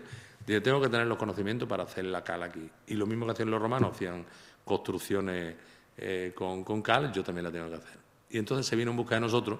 Vino primero a Vegas de Matute, que es Segovia, a ver si le podían enseñar que están ahí los restos de los hornos. Y entonces habló con unos viejetes, unas personas mayores que fueron caleros en su tiempo, y dice, pues lo único que hace esto está en Morón, vete para allá a ver qué tal. Y le hemos enseñado a hacer cal. En la actualidad, de una aldeíta que había 200 personas y más de 2.000, de no tener alimentos, o sea, la tierra estéril, tienen huertos. Las 2.000 personas, lógicamente, van al baño todos los días en sus necesidades y demás. No hay problemas de epidemia. Están potabilizando su agua. Están consiguiendo hacer ladrillo. Están consiguiendo hacer yeso con la misma técnica que le hemos enseñado. Y os lo voy a poner a ver qué os parece. Yo creo que el proyecto, bueno, esto es un pequeño corto, ¿eh? Pero eso es transmisión de saberes.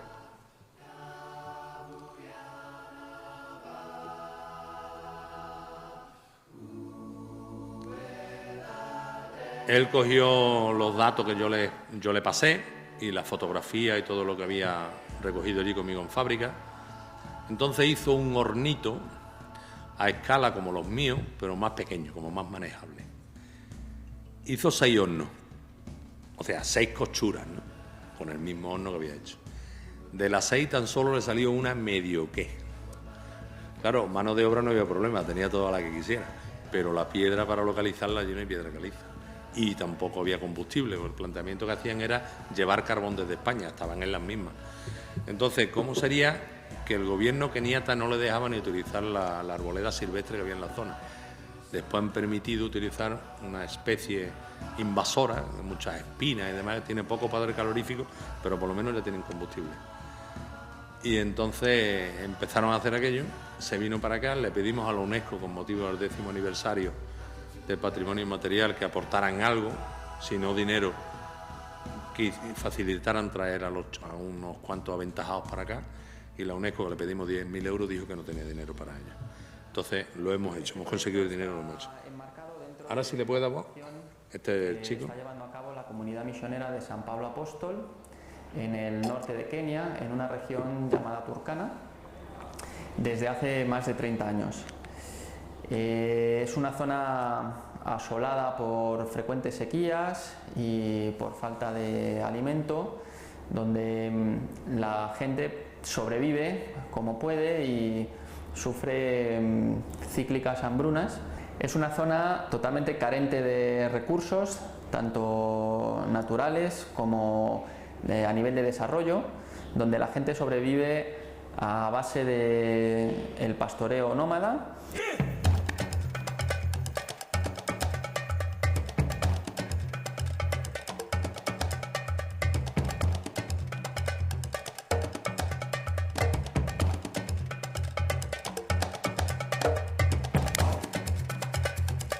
Ese fue el primer horno que ellos hicieron.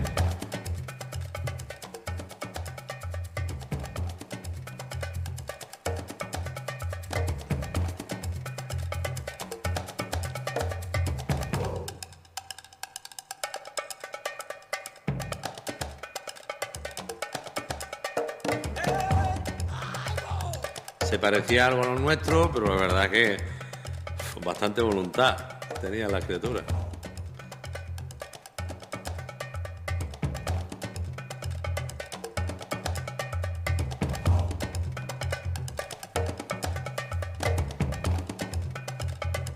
Bueno, ni que decir, tiene el jefe de la tribu, el anciano, los ancianos de la tribu, decía, no, con esta piedra vamos a hacer cemento. Pues lo miraban así y decían, ¿está tarumba o qué?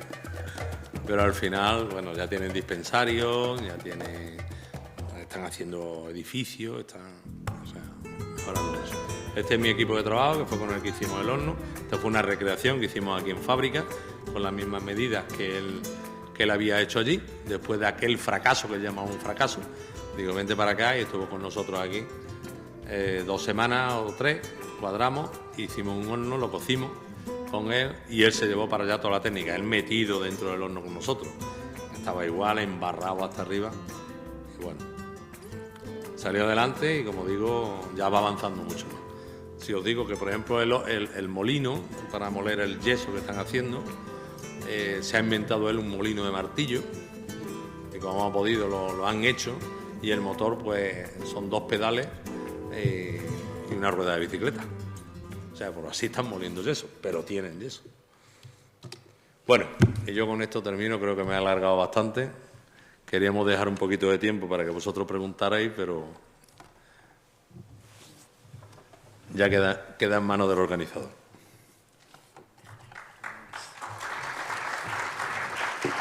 Muchas gracias.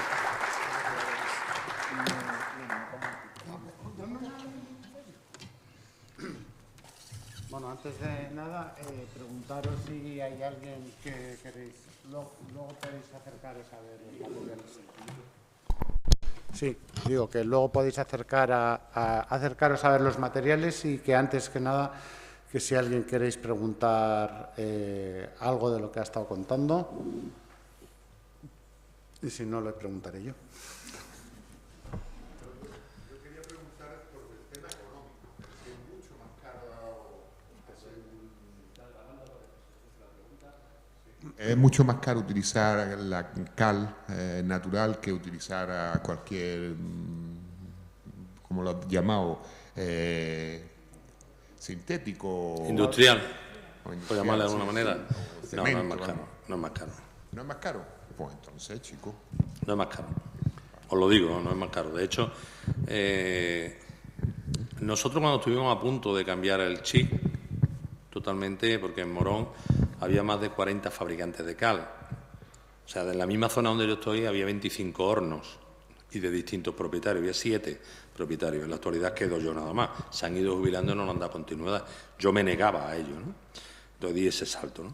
Pero el principal enemigo que teníamos eran, por un lado, las cales industriales, por lo que he dicho, que yo lo tengo a 1,5 kilómetros de mí, en una fábrica que echa diariamente fuera más de 400 toneladas, ¡qué barbaridad!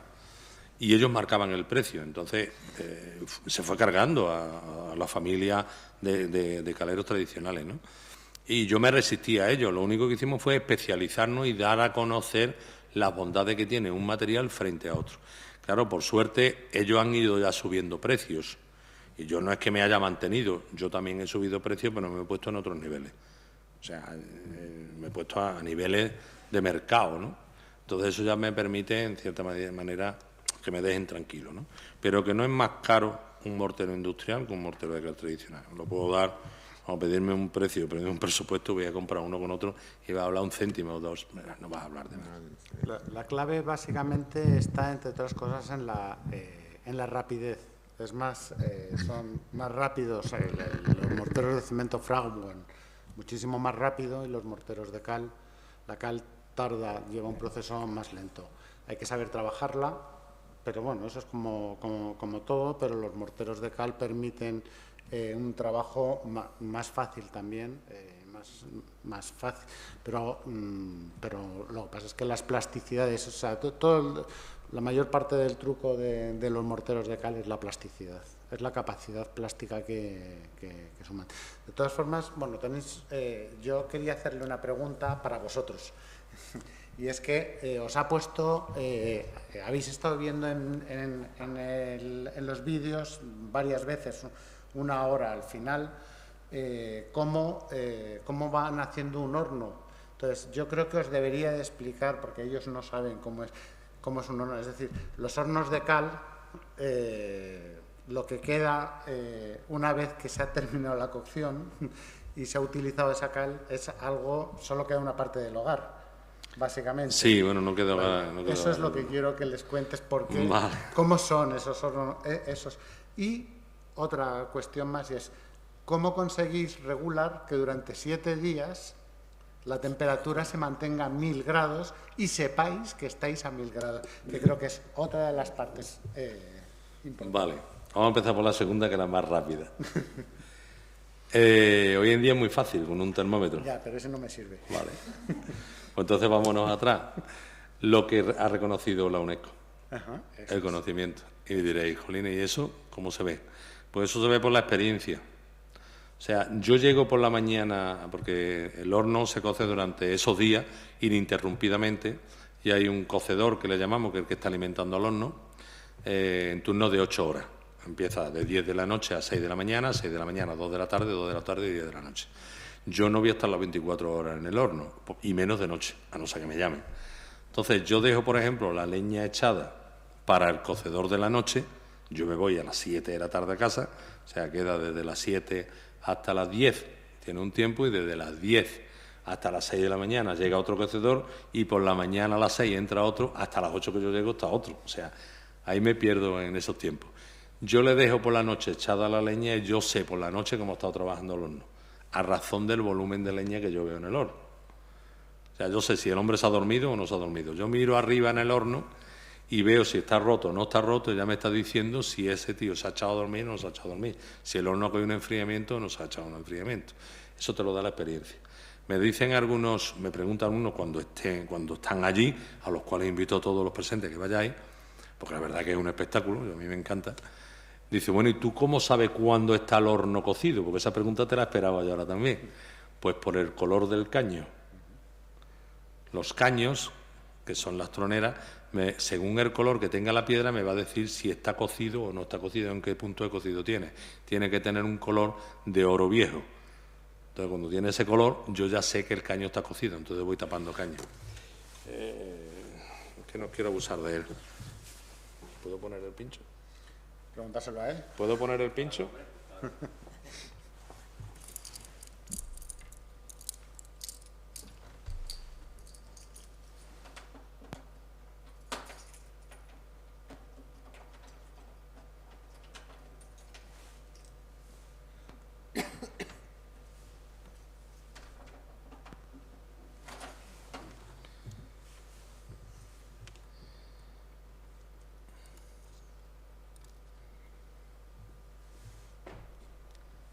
No me lo ha cogido todavía, ¿no? A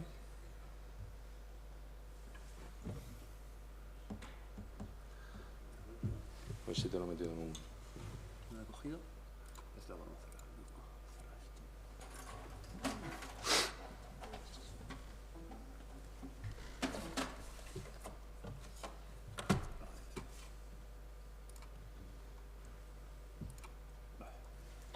¿Vale?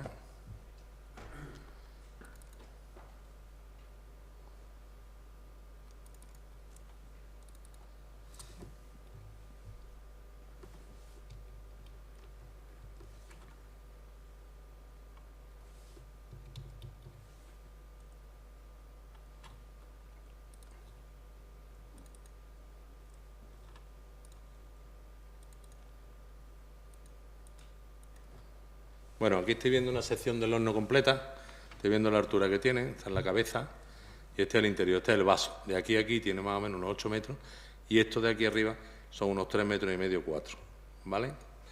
Aquí estáis viendo una sección de cómo se va rellenando el horno, todas las piedras puestas una a una, y las paredes del interiores, que es donde se van desgastando y vamos reparando de nuevo.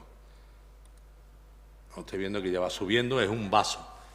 Perdón, sí. ¿Las paredes también están hechas del...? Sí, todas las paredes están hechas del vaso, esas son permanentes, ¿vale? Y estas están hechas siempre de piedra caliza y arcilla caliza. Se van desgastando durante las cocciones, de distintas cocciones, hay que volver otra vez a reparar para que esté el horno perfecto y optimicemos el sistema. Eso antes no se miraba tanto, entonces nosotros cada vez lo miramos más, es tan sencillo. ¿Y lo utilizáis? Y lo utilizamos. Este material de aquí no se desperdicia nada. Este material, esta arcilla de aquí cocida, es la que después le va a dar propiedades hidráulicas o vamos a fabricar las cales hidráulicas, ¿vale? Antiguamente mi padre, mi tío y demás que decía, eso de la catelfa, que esto se llama catelfa, ve ligándolo, que no se vea mucho. No se dan cuenta, pero es tonto, te está la esencia la estás tirando, ¿no? Son arcillas. Pero aquí tenemos, en la sección anterior, lo veis mejor, esta es la piedra limpia, pura. Bueno, nosotros nuestro proceso es muy selectivo. Esto en la cantera seleccionamos primero la piedra caliza. Y esta piedra es la que nosotros llamamos piedra fea, ¿vale? Esta es la que utilizamos para hacer las pastas, las cales en pasta, y esta es aquí la que utilizamos, los desgastes o la piedra más feilla, para hacer la cal en polvo, incluso la verga, que estoy viendo la arcilla, que nos sirve de... Sí, hidráulica. ¿Perdón? ¿Perdón? Las paredes exteriores, sí, que te pregunta que si ponéis varias capas para hacer la cocción. Hay una que es las paredes exteriores. Las paredes exteriores nada más que se reparan cuando ha habido desgaste, ¿vale? Esto es un vaso. O sea, nosotros tenemos un vaso, el cual vamos a rellenar de forma artesanal, y en el centro...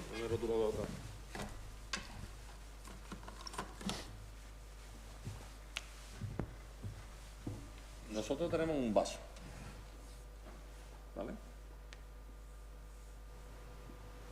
Este es el vaso del horno. Y nosotros vamos a ir colocando las piedras, estáis viendo ahí, haciendo una forma de cono. Las más grandes en la parte exterior, que van a seca, y las más pequeñas las vamos poniendo detrás, que van trabando y calzando. Así hasta que llegamos arriba. Este interior de aquí es el que vamos a dejar de hogar del fuego. Pero conforme vamos a ir subiendo, que el hogar es el que estáis viendo aquí, pero conforme vamos subiendo vamos tirando un poco más, para que nos quede un cono perfecto, ¿vale? Entre tanto, las paredes, por ejemplo, esta diapositiva, aquí no ha habido que reponer piedra en la pared, simplemente vamos a revestir, porque ha perdido el revestimiento, con arcilla para darle mayor protección y que no entre. Sí, por dentro del vaso, por la parte interior del horno. Aquí estamos construyendo lo que es la puerta principal, que esta antiguamente no se quitaba, pero ahora, sin embargo, uno de los adelantos que tenemos, la máquina pala, entramos con ella dentro y salimos. Dentro tenemos 1000 grados, pero aquí fuera, ponemos el termómetro, y lo máximo que te marca son 80 grados la pared. Daros cuenta la capacidad que tiene ¿cómo se llama?, de aislante la tierra, o sea, lo que es el barro, la arcilla, que es verdad que tiene 50 centímetros, vale, de acuerdo, porque estamos hablando de 1000 metros, ¿no? Pero vamos, sorprendentemente con eso nos estamos dando cuenta la capacidad de aislamiento térmico que tiene la cal, con un desarrollo que nos ha enseñado. Esto es un mortero aligerado, un mortero térmico, ¿vale? Con un pegamento, esto es un sistema, un pegamento y el craspó. Bueno, aquí, con un soplete 1000 grados, y yo lo estoy aquí con la mano sujetando. 1000 grados. No es que sea refractario. Bueno, no se llama refractario. Directamente. Exactamente. ¿Vale? Y claro, y es ignífugo porque esto ya es carbonato. ¿Vale? Entonces, esa misma capacidad es lo que nos muestra aquí. Pasaros el teléfono. Sí.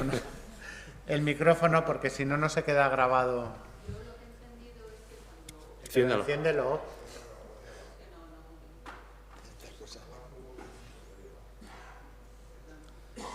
¿Ya? Sí. Lo que no he entendido es que cuando meten los bloques de cal ya una vez horneados en agua, ¿los meten en piedra? Sí, tal cual. ¿Y eso se va deshaciendo en el agua? Empieza a hervir. Y ya se deshace y se queda la pasta. Se va deshaciendo. No hace falta molerlo. No, lo que tiene que darle mucho movimiento. Se va deshaciendo. Perdón, entonces lo único que hay que molerlo es cuando la queremos en polvo con la manguera. Entonces correcto, sí. entonces sí. Vale. Porque esa la hemos extendido, lo estamos haciendo a riego y después la pasamos a molino.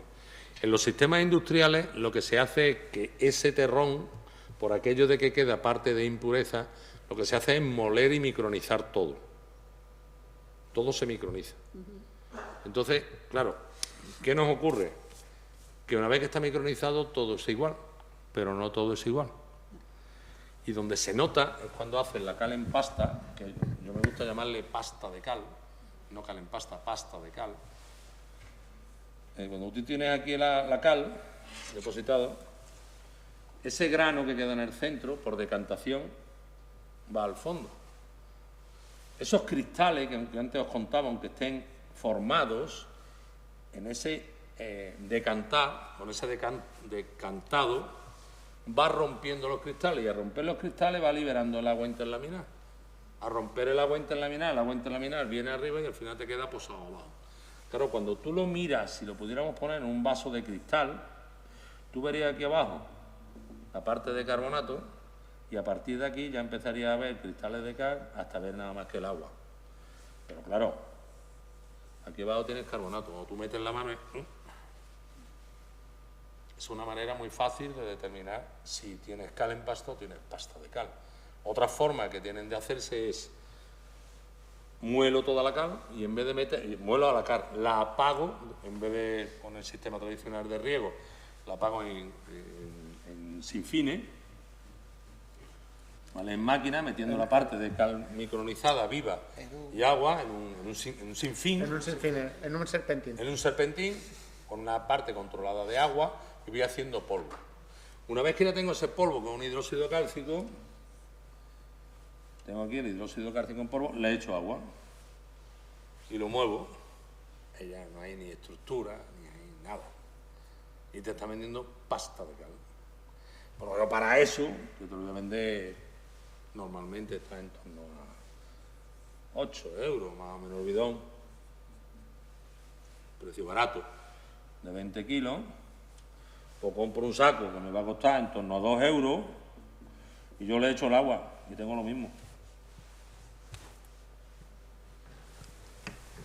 Ese agua, perdón, ese agua que se genera en las balsas, Sí.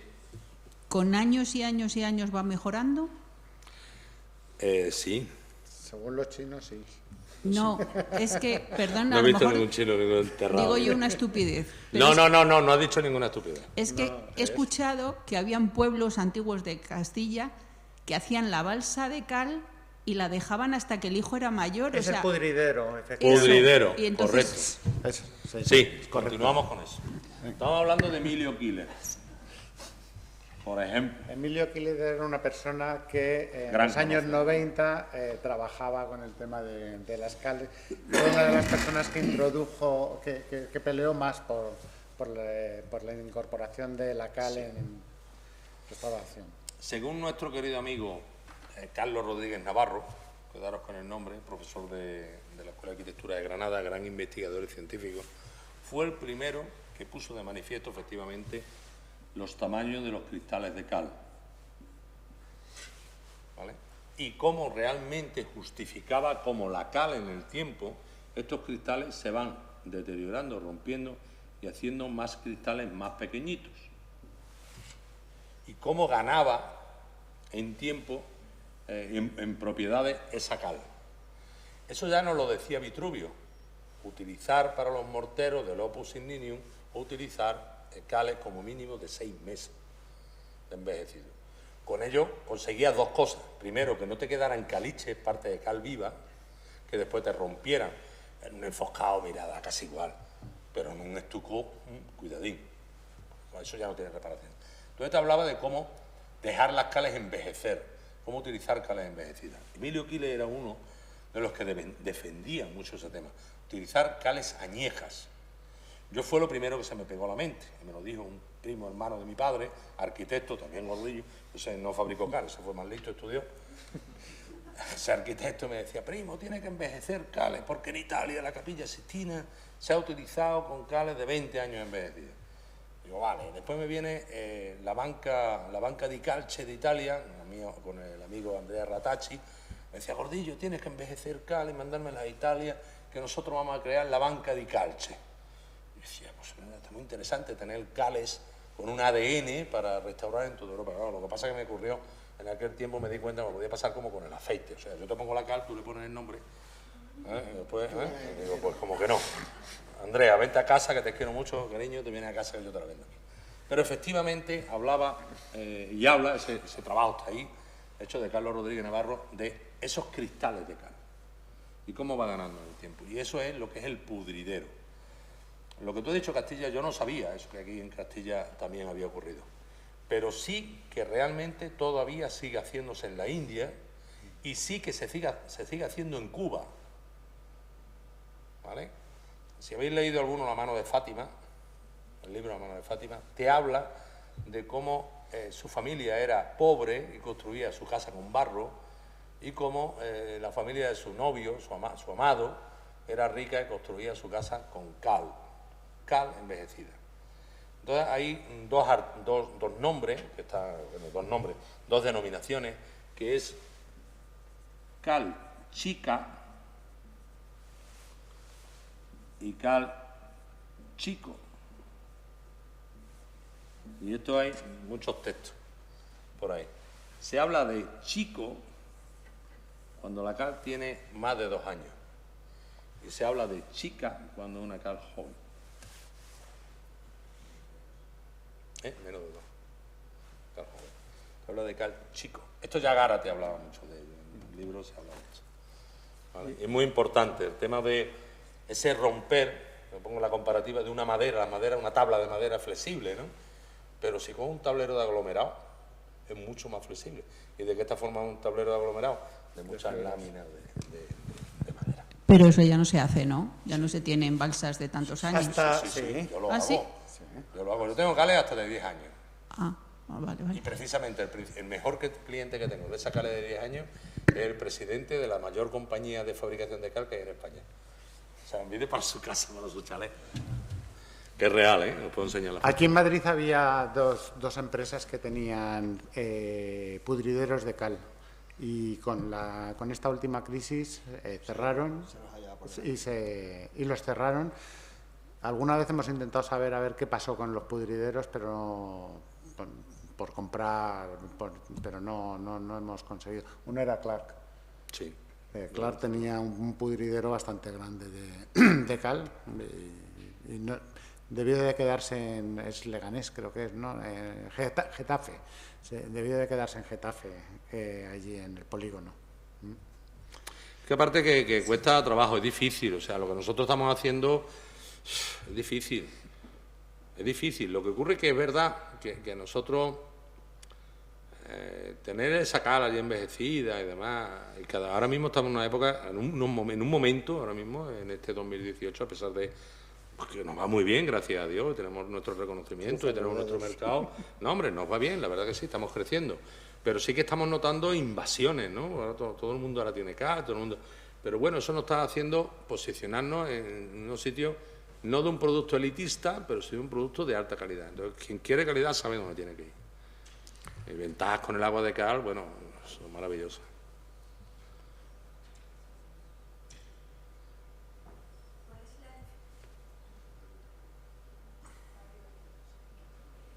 ¿Cuál es la diferencia a la hora de trabajarla? Porque decía que no es fácil encontrar gente que trabaje este tipo de morteros. ¿Cuál es la diferencia, aparte de que fragua más lentamente? ¿Hay que trabajarlo de otra manera diferente? La diferencia es la disponibilidad que tenga la persona. Así, no, coincidimos mucho en decirlo.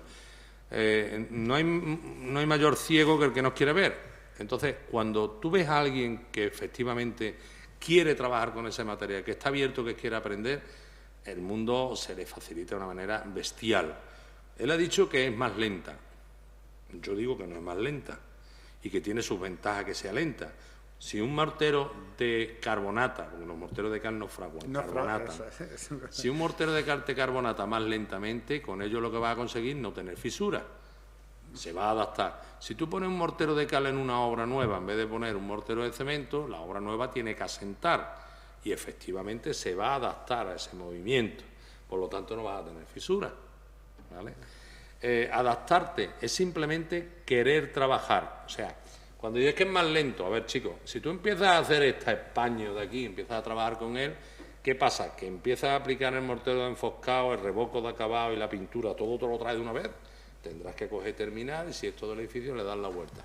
Y después empezarás con el fino y después con la pintura. Pero te tienes que adaptar a eso, tan difícil es, no, es simplemente que quieras hacerlo. Lo que pasa que sí que es cierto que juegan con una diferencia, es que un mortero de cemento puedes tener hasta 3 centímetros Eso de sí. espesor sin que se te descuelgue. Eso sí, ellos van Igual a 3 y no lo puedes nosotros, hacer de claro, una tacada. tenemos que ir de 1,5 centímetros a 1,5 centímetros.